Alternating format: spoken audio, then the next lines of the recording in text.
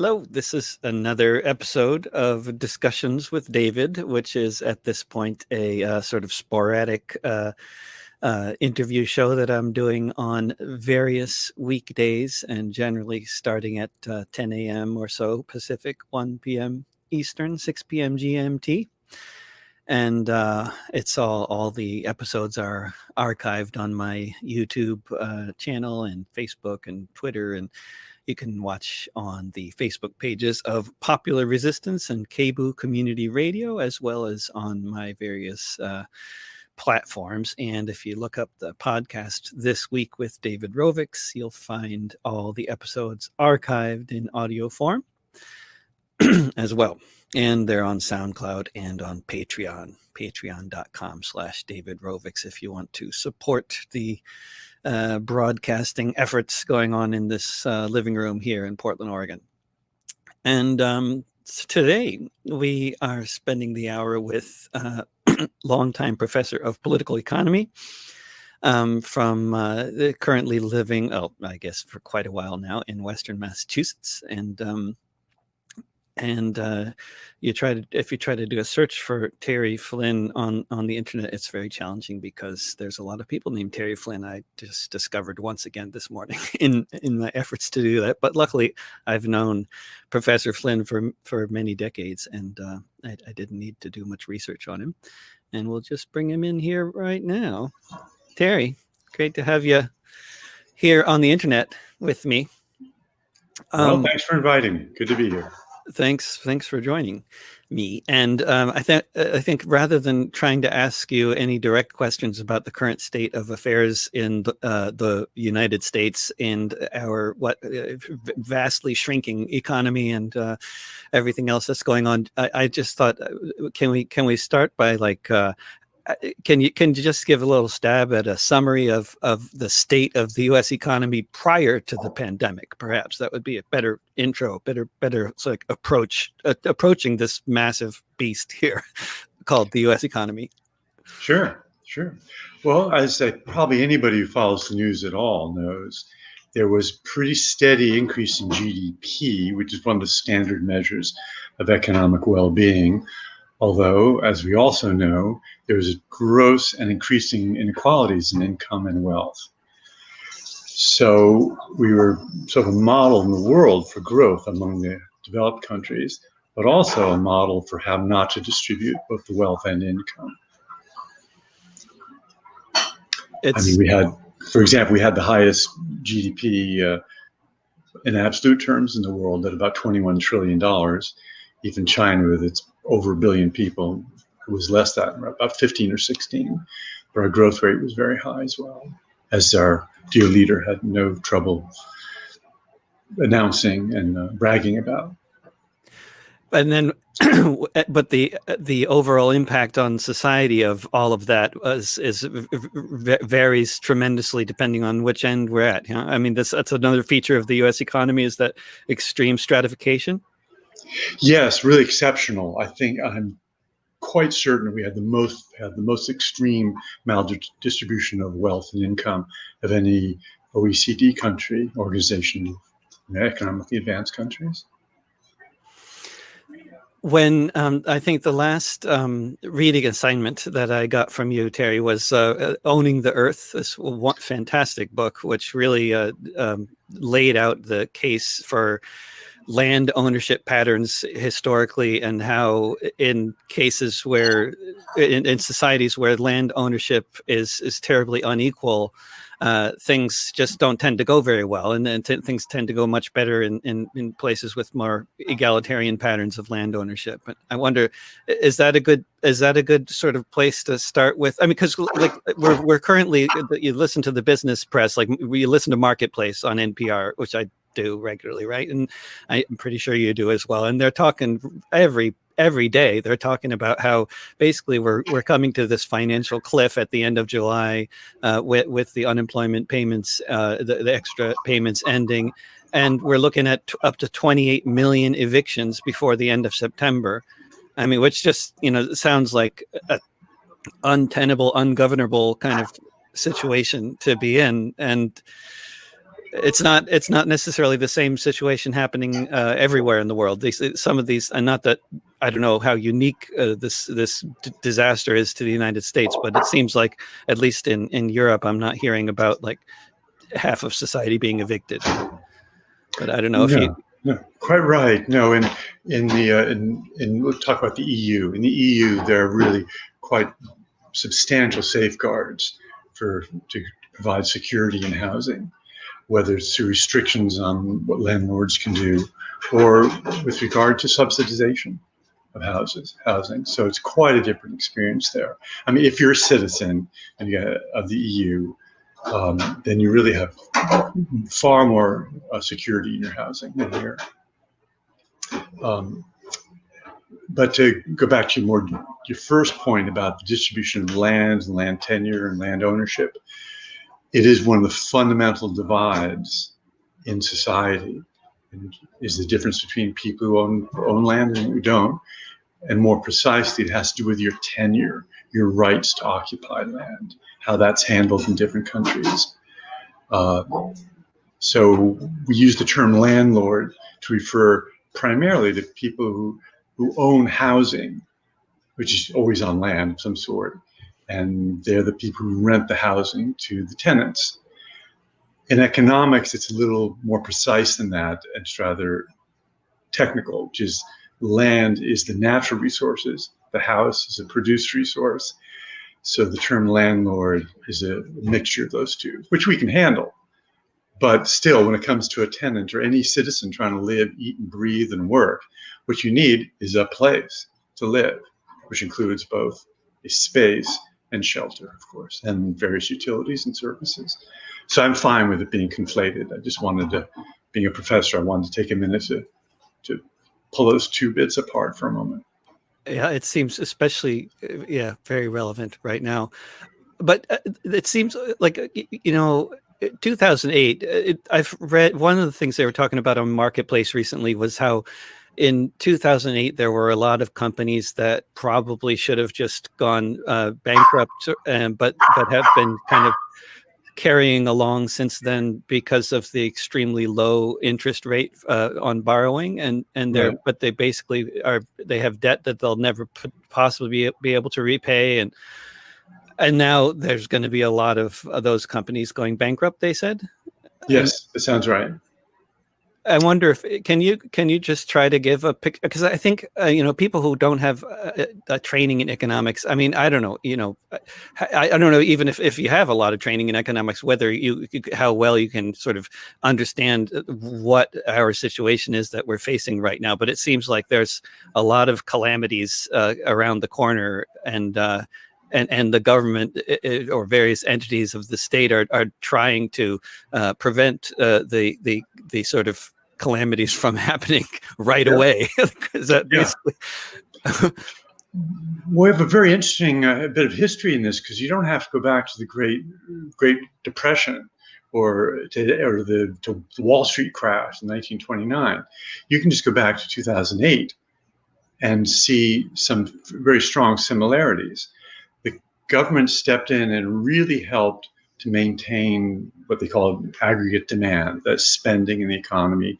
They helped to provide a financial foundation for many banks, in hundreds of billions of dollars worth of support. And we know that works in the sense it keeps those firms alive. Some of them shouldn't have been kept alive, to be sure, but it does work when the central bank or the Treasury Department steps in and provides those sorts of funds. They did similar work in the EU as well.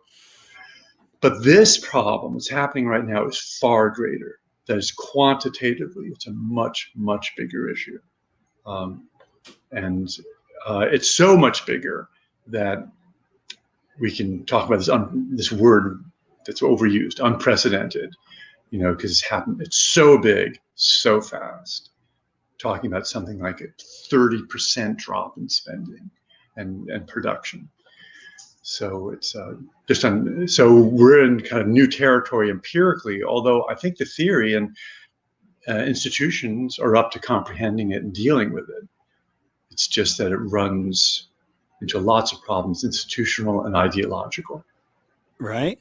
because it really just kind of the whole neoliberal model gets kind of thrown against the wall and bloodied badly. I mean, it doesn't necessarily work, right?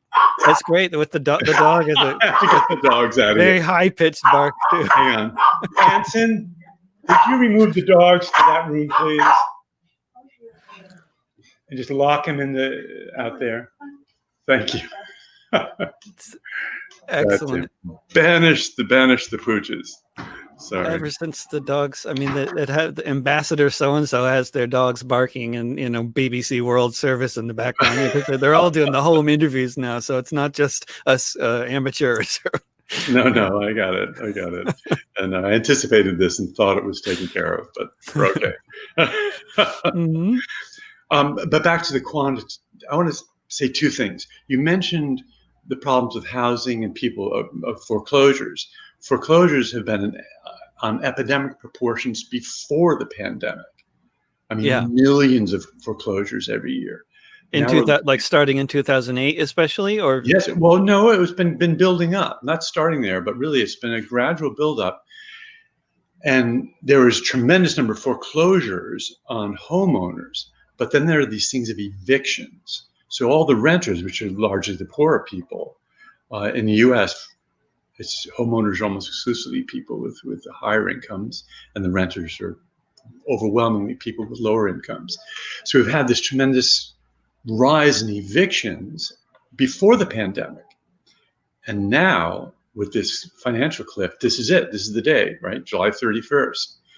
The end of those unemployment subsidies, we could be facing 10 million evictions, at least eviction filings.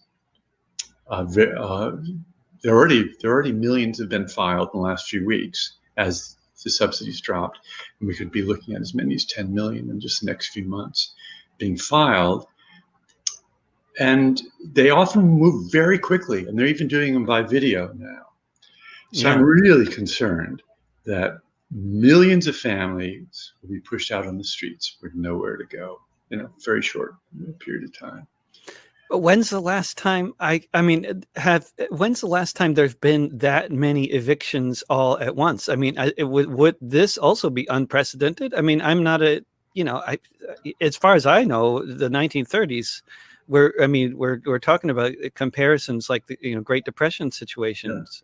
Yep, that's true. No, that's it. You'd have to go back to the 1930s to find that sort of proportion of evictions. But it was much slower in the way it developed. In the 30s. Yeah, in the 30s. It took years for it to get really bad. So if all this could happen, if we could actually have tens of millions of evictions in the space of a few months, I mean, obviously, it seems like a lot of leaders at the federal level and state level realize this is untenable, and so they've been passing eviction or declaring eviction moratoriums or suspension of evictions.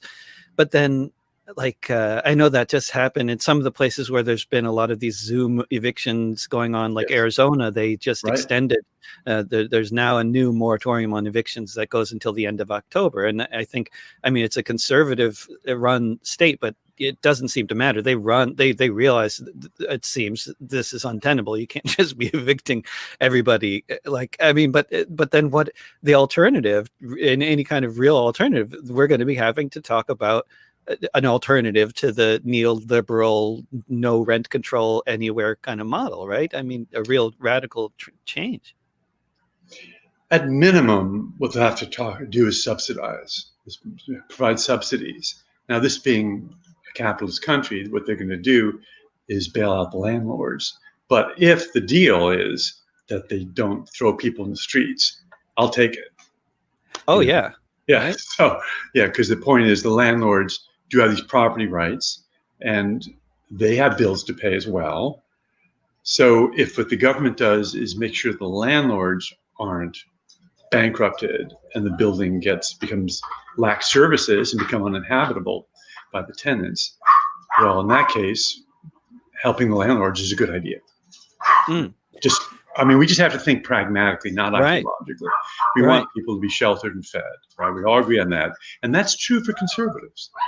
They really are not happy with starving women and children in the streets. And then they also know that when you put people through that kind of stress, there'll be mass violence. Right. Not peaceful protests. There'll be mass violence. No, all kinds People of do not possibilities.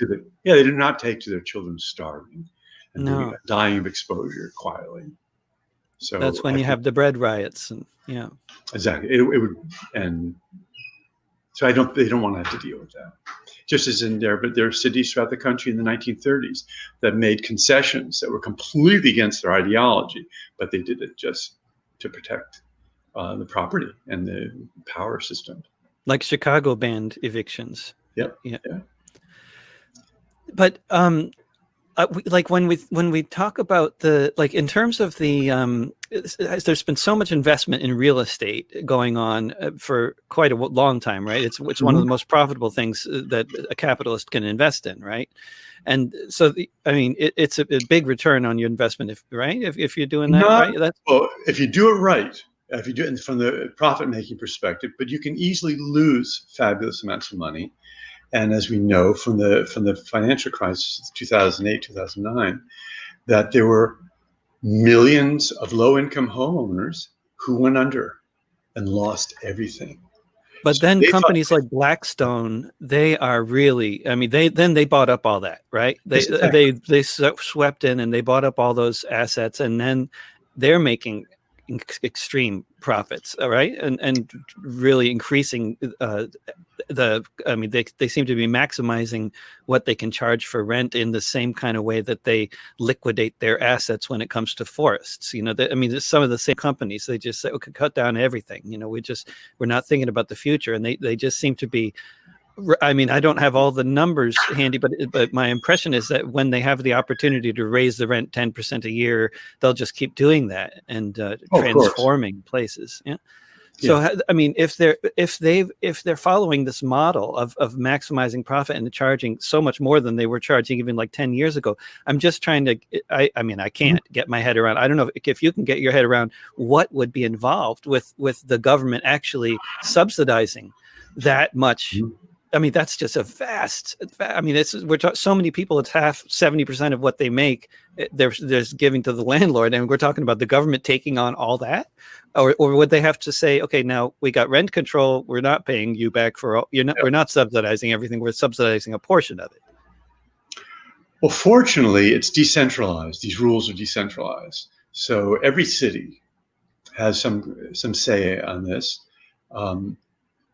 The state governments would be their highest authority for what's legal at a local level. So some state governments put rather severe limitations on rent control laws, local rent control laws. But you have a lot of possibilities at the local level in terms of degrees of rent control, the condition policies regarding evictions. And of course, if the federal government, which is the only source that has the funds, were to come in and subsidize, they might very well put restrictions on it. Say, okay, we're going to subsidize, but only under these circumstances, where the rent is reasonable, where it's controlled, where the landlords aren't going to be able to pocket a windfall and then cash out. There's a whole lots of ways it can be exploited, and of course, we can guarantee it will be exploited by some. But there's a potentially democratic process that would allow communities to at least control to some degree the transfer of funds to just pure profits for the landlords.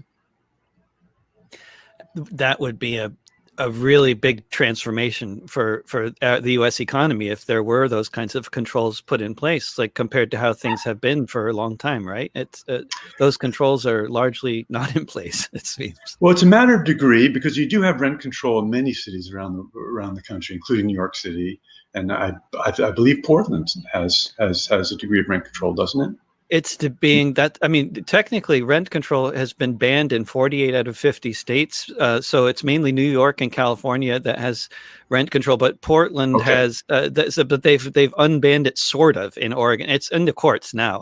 Portland has a 10% limit on increasing rent every year, which is but 10% is totally crazy because Oh whose God. wages goes up by 10%, you know? Yes. And of course, if you're in many industries, your wages are plummeting, you know, like say my industry. Yes, exactly. If you're a musician, forget it, you know. But yeah. Terry, I know that you're looking at how things are going during the pandemic in other countries, and I wonder if you have any particular reflections on other countries that are handling this meltdown better or worse, or anything Oh that yeah. comes to mind. Yeah. Yeah, I've got connections with Italy, France, and Germany personally, and friends in England as well. So I've also been reading about it. So um, I personally am really impressed with how the Italians managed it. You know, the first kids on the block to really get nailed. Terrible, terrible suffering, but a degree of social cooperation that I never expected from my friends in Italy, who are just they have this tremendous history of being scofflaws, and just they're so anti-government for lots of good reasons. But for some reason, they showed a lot of unity and cooperation and spirit. And as we all know, Italy's got the numbers way down. They're opening up the economy again, and have served as kind of a model for what you can do in Europe. And many other countries have done quite well too, like Germany, of course. Uh, some countries have tried another system, like Sweden, trying to just let it run its course and see how that went. Um, and then, of course, you have our mini Trump in England with Great Britain with Mm-hmm. everybody's hero. Yeah. So higher death rate than here, I think. yeah, exactly. It's very impressive, you know, Mm-hmm. how badly you could manage it, given those wonderful examples right there in Western Europe. Mm. So Boris Johnson is just, in some ways, may make Trump look good, which is kind of hard, but I'm not going to really go that far. Just the same, I have seen and been very pleased with how so many countries have handled it well. I'm a little shocked by how badly it's gone in France, and in Paris they're being really irresponsible right now. I have two godsons, and one of my best friends is there, and he said really about a month after the peak, people were just crowding in cafes. Nobody's wearing a mask, just sunbathing and smooching along the Seine. So that doesn't really look all that good. But then I Denmark, followed what's happened in Europe, of course. I'm sorry, in Asia, yeah, which is just brilliant. also Oh, what very Vietnam got its first case. right. Just got its Mm-hmm. first case. Imagine Yeah, that. The discipline it took yeah. for the government and the people to hold off that long. And Cuba also, it's gone very well.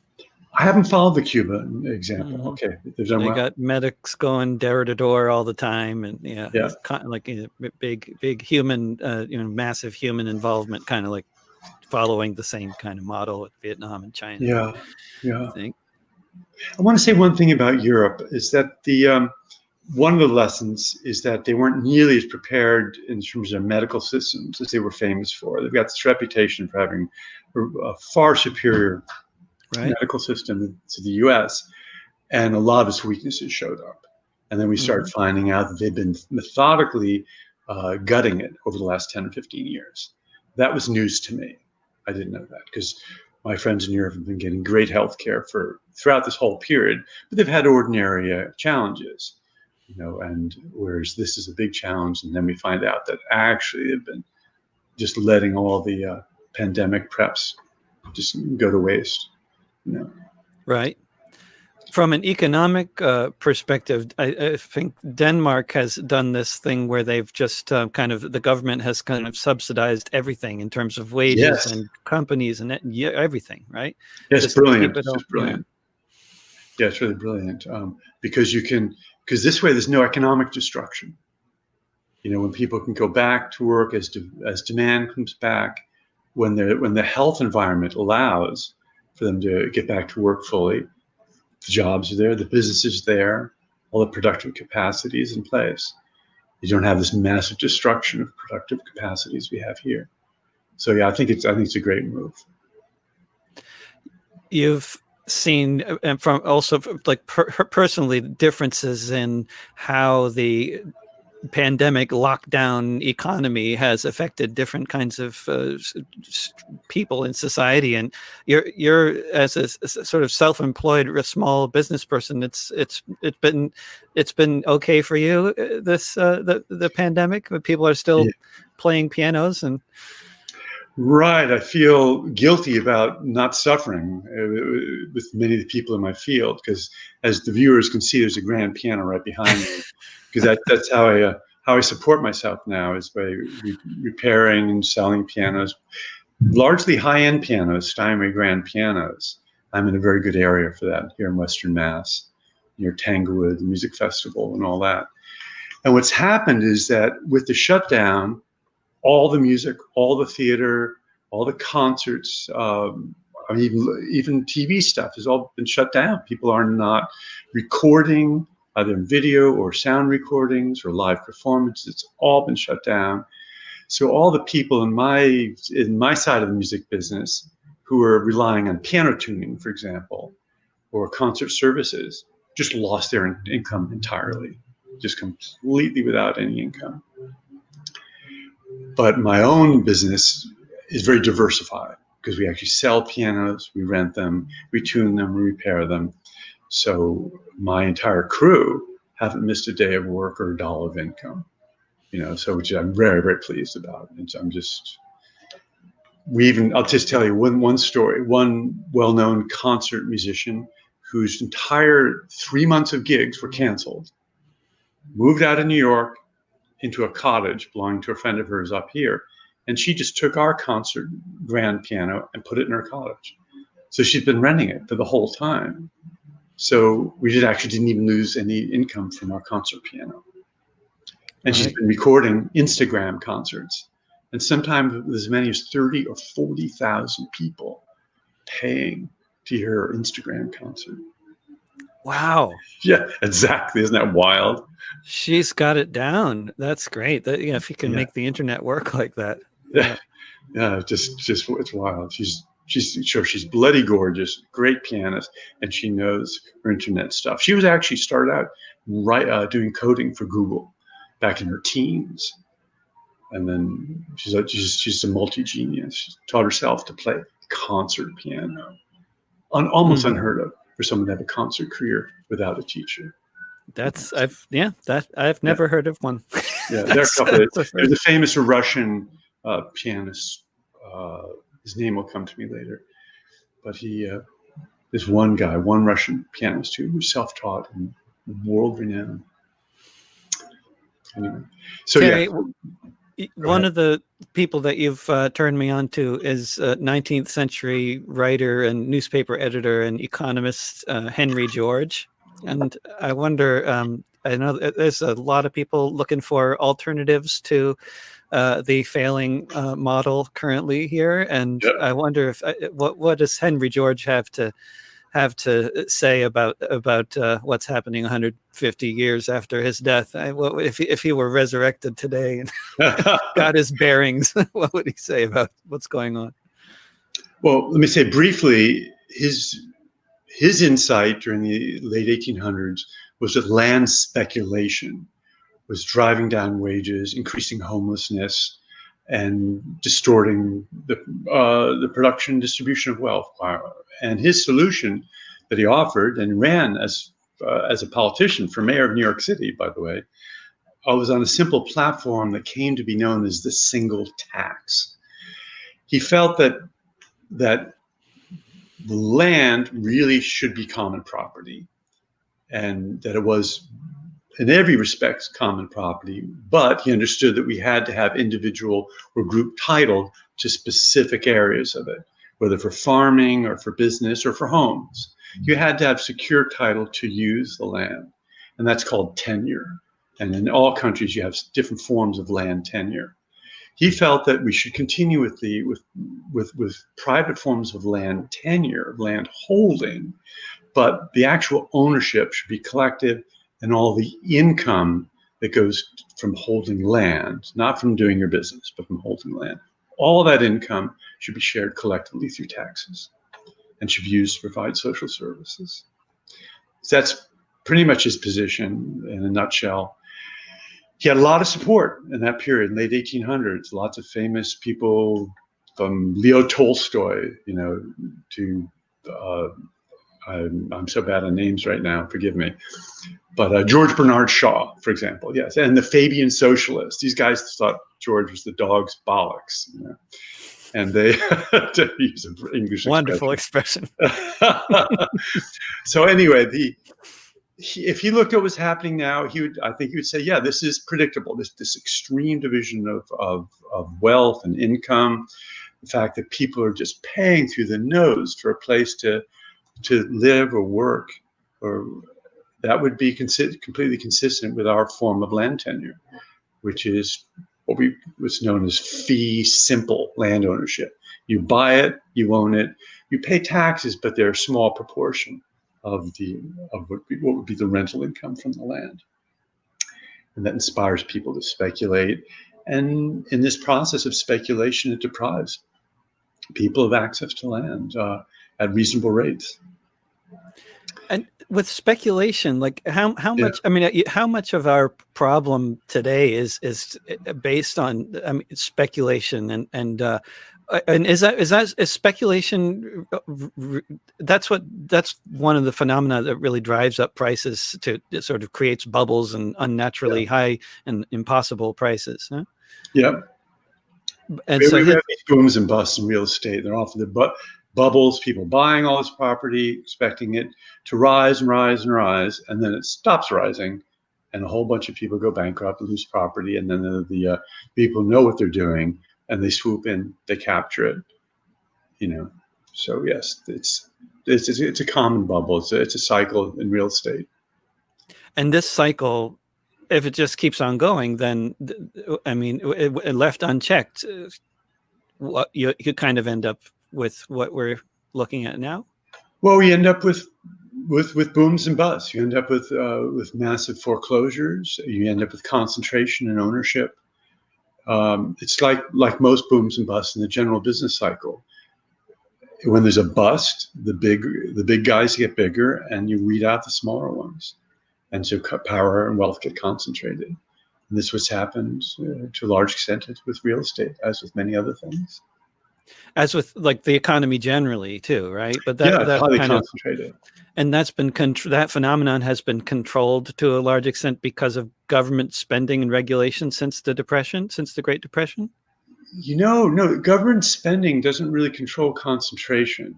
It does. It's just the spending, the profits are still concentrated. It's just that by government spending, you can maintain employment, but you're also maintaining profits as well as wages. And there was that kind of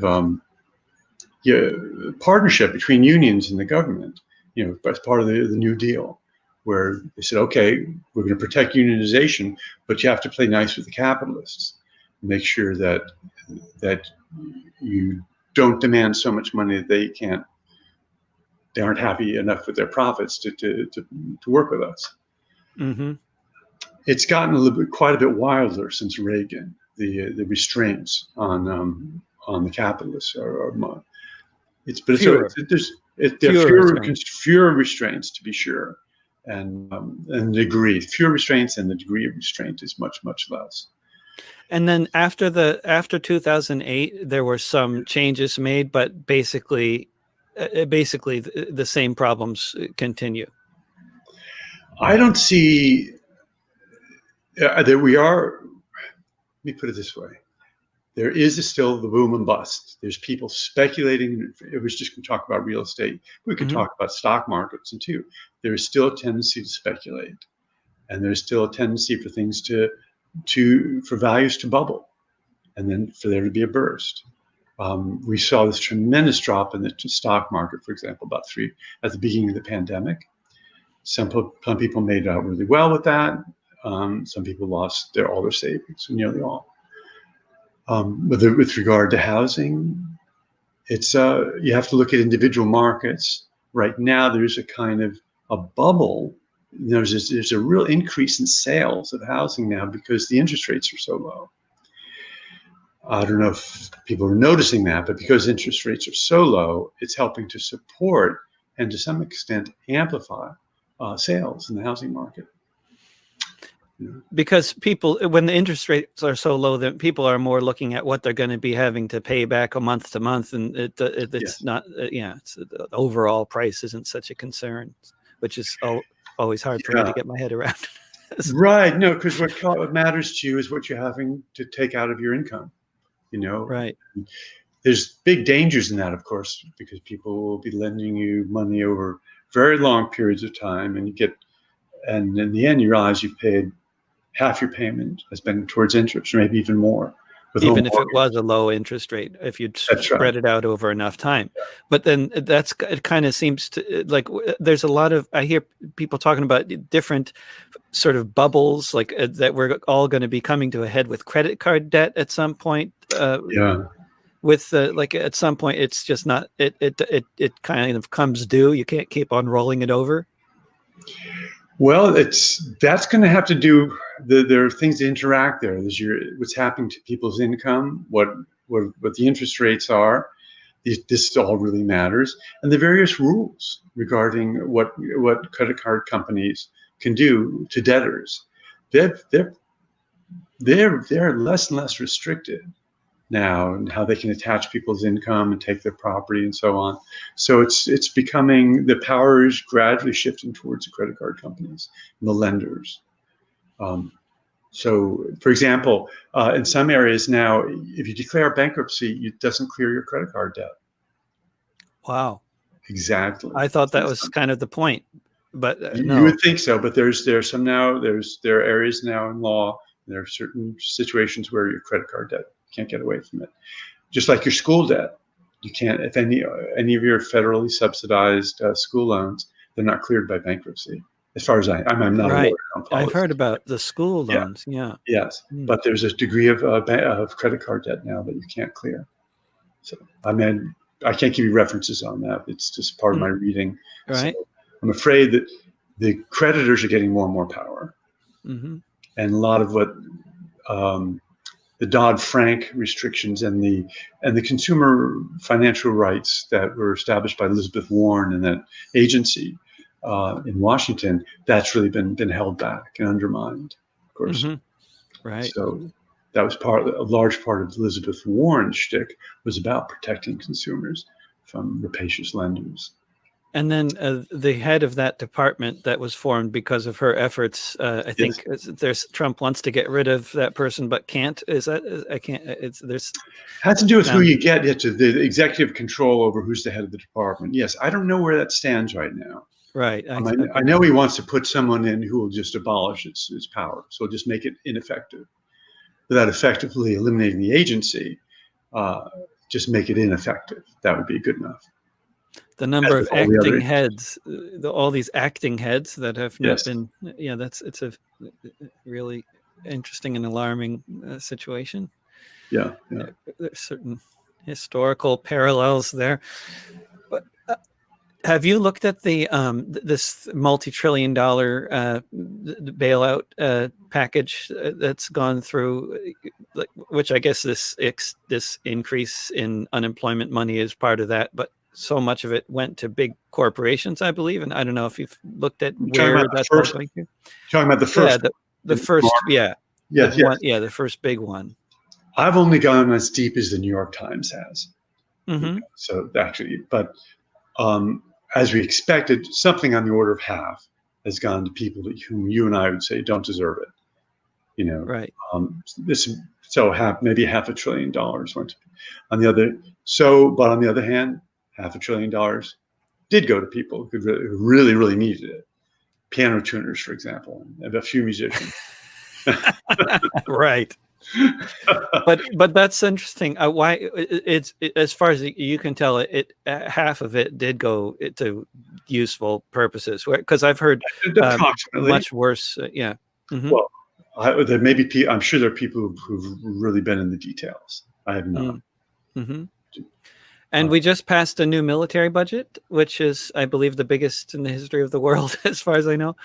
I think $27 billion bigger than last year's record military budget. So I think we're still below 800 billion a year, but that getting would up there. be a small percentage increase.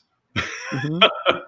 Might just be keeping up with the cost of gunpowder. Yeah. Joking, Yes. Yeah. $20 billion increase is nothing in Washington, Right. For such a big program, right? Although it's many times the size of some countries' GDP. Yes, exactly. Right. I want to go back for a moment to something you mentioned about debt, because there's not only the credit card debt, but there's this student debt, which is now according to the statistics coming from Washington, it's over $1 trillion. God. Over $1 trillion in student loan debt. That's pretty wild. And I know for years students have been borrowing tremendous amounts of money. I mean, tens of thousands of dollars. I mean, in the case of medical students, sometimes over 100,000. And it isn't all from sham universities like Trump U or it's not just shams. I mean, from real colleges who give real degrees. And of course, so many of these young people aren't able to earn enough money to pay their damn student loans. And so this was one of the multiple time bombs, financial time bombs. So I'm really worried about how the problems with this disastrous decline in income is going to affect these various areas of potential default. Both on like student the loans, student loans, you can't get away from them, right? And then the credit cards, and then rent is another one.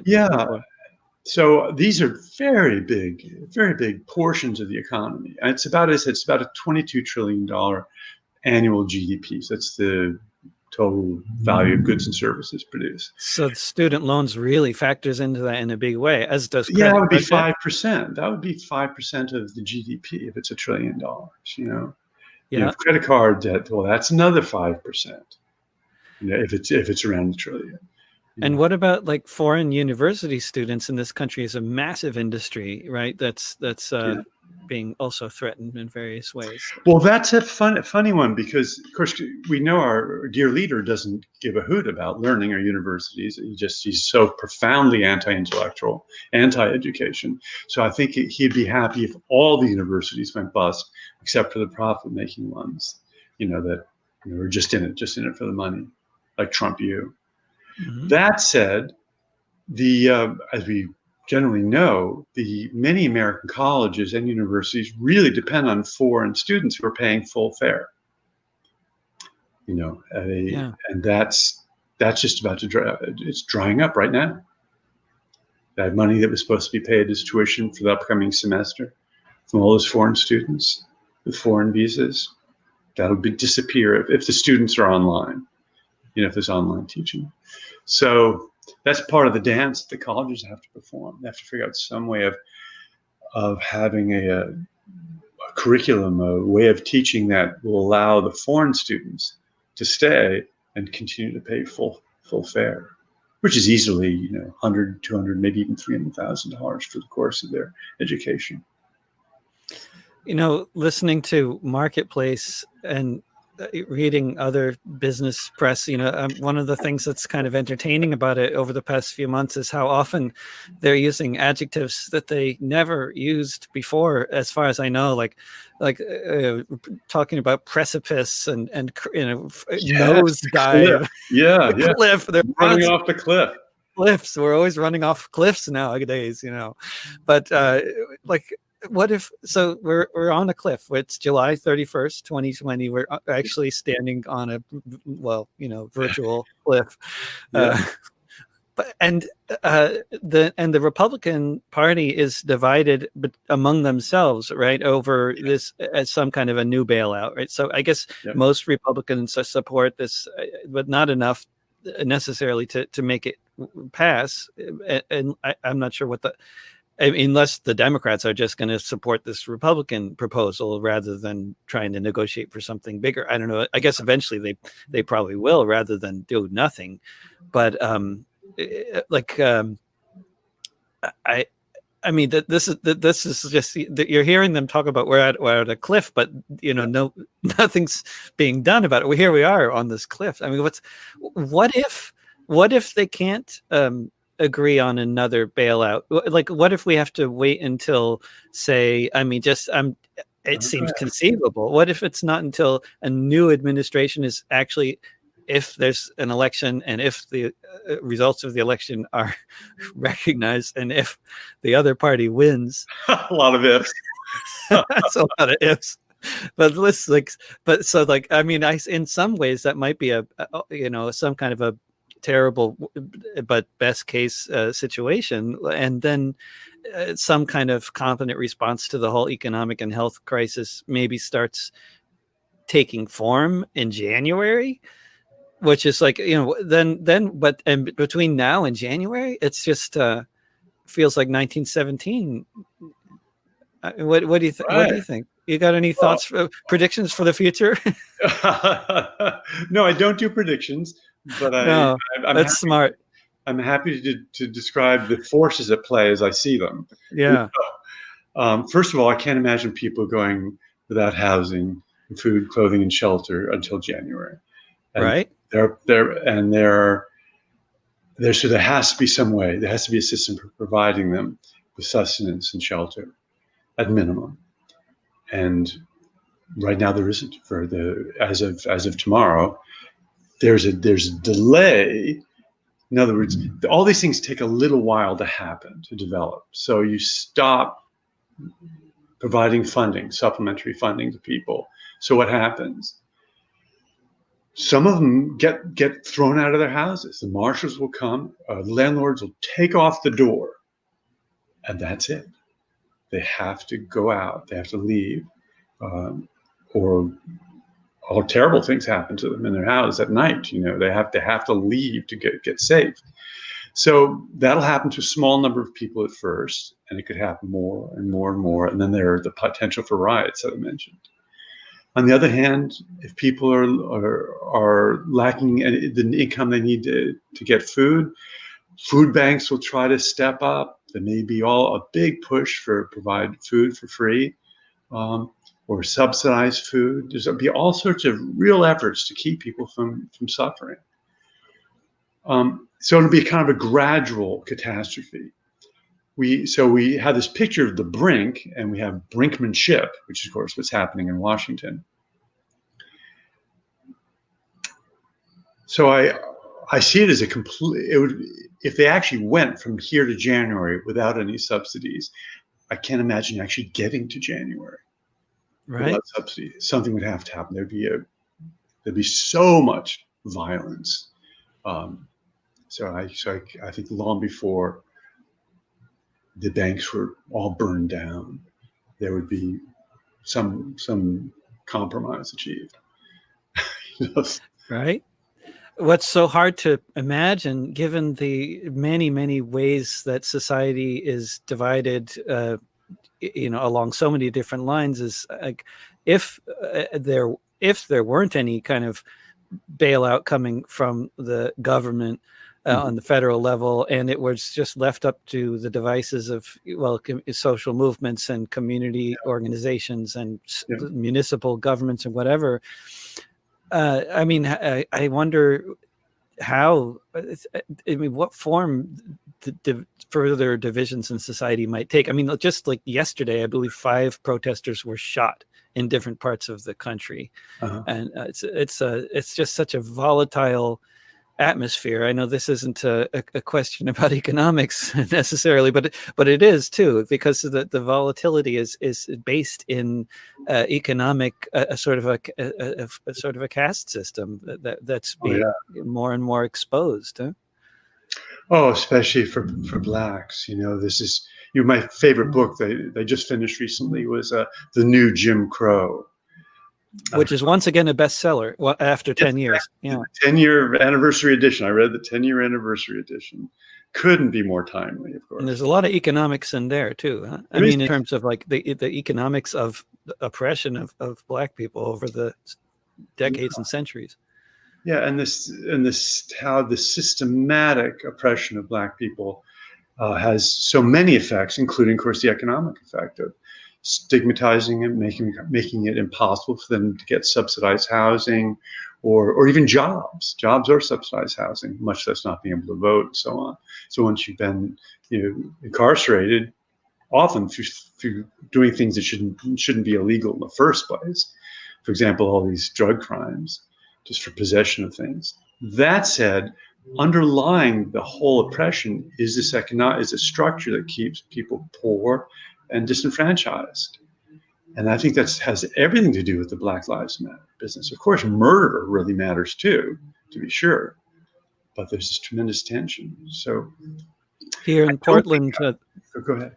The average Black family in the United States cannot afford to live in a 2-bedroom apartment at the average rate in Portland, like the one I'm sitting in right now. My understanding is that's pretty much true in all parts of the country, that the average Black family can't afford a 2-bedroom apartment. I'm not sure. I know it's really bad. It's really hard. Mm-hmm. And that's and then now the way that things are being sort of exposed with the economic pressures, and how disproportionately that's playing out in terms of Black and brown people. It's really quite something. 87% of slaughterhouse workers are people of color, which is where the farm workers' situation is the same. Yeah. And then with housing, who are the renters in this society as well? Yeah.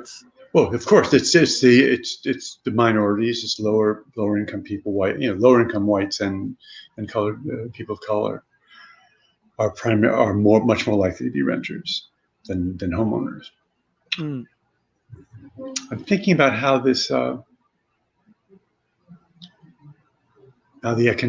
this economic pressure is building up. I know what I want to say. This is it. The federal government has the financial capacity for endless subsidies. There's just no ceiling to it. They can just use funds just electronically. No locality and no state has that power. Right. The U.S. can take just vast amounts of debt on without it changing much at all for them. I mean, there are really important arguments for keeping it at a reasonable rate that has something to do with the potential for growth and all that. But in times like this, you need this tremendous input to keep up a demand and to raise people's standards of living. And there's very little that can be done at the local and state level. They don't have the money. They don't have the borrowing power. They're not even allowed to go into debt, right? Under the law. Many states are not allowed to. Some can. Deficit spending is permitted in some states in the U.S. It's a very complex bit of law. I was just read a paper on it. So it varies quite a lot from state to state. And to some extent, is the ability of the U.S. federal government to print money kind of unique to the United States because it's the world's reserve currency? Because it looked like the bailout package that was worked out on the EU level, it looked a lot different from what they're doing in Washington in terms of how they're financing it. Yes, they're not just printing money. They're doing a lot of it. Approximately half of it are loans, as you probably read. That's the latest I saw about it. About half of it is loans. So that's an attempt to try to reduce the amount of new funds. But here it's all about loans, right? And printing new money? No. Well, it's this government. Here's the thing. In Europe, the central banks, the EU central bank is loaning money to the member countries. About half of the subsidies are loans, so they're supposed to pay them back to the central bank. What's happening in the U.S. is not that. A very small portion of this is loans. An awful lot of it is just grants, or grants that will turn, or money that's given to companies, for example, on the condition that they use it to provide employment. If they do, then it becomes a grant and it does not need to be paid back. A lot of the money that's been dispersed is under those conditions. But the money in the first place that they're using for the grants, what is borrowed in the first place? And it's the Treasury is providing these funds, and there's a bit of financial magic going on. Right? That's what it seems like. But they don't actually have to go out and borrow it from anybody. The government puts it on the Treasury's lending the money. Mm-hmm. But they didn't have to go and take the money in from anywhere. They in a sense, can just create the money and then lend it out. But what would happen if another country tried to do that? Like a small country, like then they'd suffer incredible inflation all of a sudden. That's true. Exactly. They would have what they'd have. First off, they may not have inflationary problems, but they'd have a problem with their currency being devalued. Right. That's the biggest limit on countries screwing with their currency, doing this kind of deficit spending, or these kind of stimulus. The U.S. doesn't seem to have that problem. I mean, we do have our international exchange rates matter, and there's some limits on that, but we have a great deal more power than any other country. Now, of course, the EU, the euro is an international currency. It's really important. They've got a good bit of flexibility, but the Chinese currency doesn't have anything like that power, much less. The yen has some, but I would say the U.S. has the most freedom with what it does with its currency internationally, and the EU second with the euro. Terry, have you thought about, if you were designing a course to try to help students understand the current historical moment, have you thought about like where you would start, or what period you might focus on, or what aspect of the situation you'd be focusing on to help people understand it? Well, yes, I always when I teach anybody anything about economics, I try to get them grounded in the real world, which is where people are actually using their labor power to produce goods and services, and trying to get a sense of what the material foundation is of our lives, and then understand the social relations. I mean, it's just basic Marxism. The productive relations and social relations of production.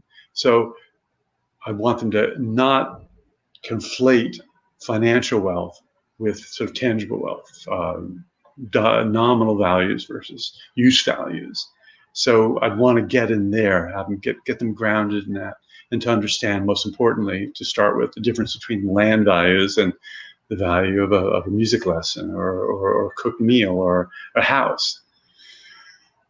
That's just kind of fundamental to any understanding of economic life.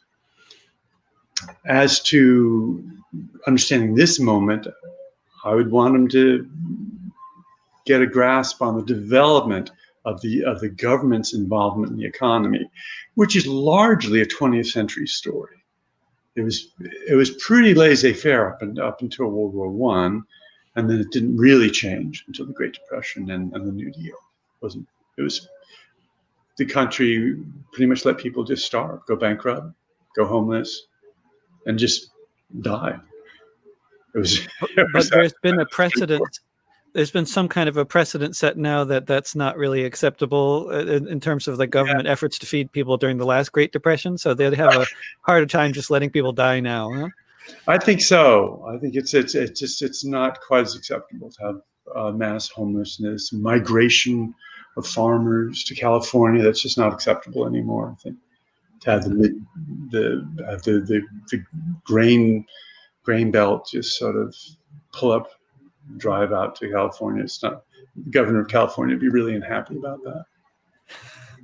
I don't know. Yeah, I don't know why they'd go anyway. Live in a tent in San Francisco. Yeah, exactly. Yeah. No, I think there are certain limits that even Republicans acknowledge. I think these days. Yeah. Mass starvation in the streets. It's just not good news. It's not good PR. Fox not good News for business. Might broadcast those images. Terry, thanks so much for joining me for the hour. It's been a pleasure. It was a pleasure talking to you, David. Thank you so much for asking me. Yeah, thank you. Sure. See you around. Bye. This has been another episode of Discussions with David, and that was Professor of Political Economy, Terry Flynn, and they're in Western Massachusetts. I just thought we'd talk and try to make a little sense of the current historical economic moment precipice we're on. I'll be back doing more broadcasts next week, Fifth Estate Live on Tuesday, and then I'll be talking to other people on various other days of the week. And you can find all this archived on the Facebook pages of Popular Resistance, Cebu Community Radio, my own Facebook and Twitter, VK, Twitch, LinkedIn, and YouTube. And if you look for This Week with David Rovics on any podcasting platform, you can find the audio version, as well as at patreon.com/David Rovics, where you can also support my broadcasting efforts. Thanks for joining us, and hope to see you around. Don't pay the rent. Mutual aid will get us through. Bye for now.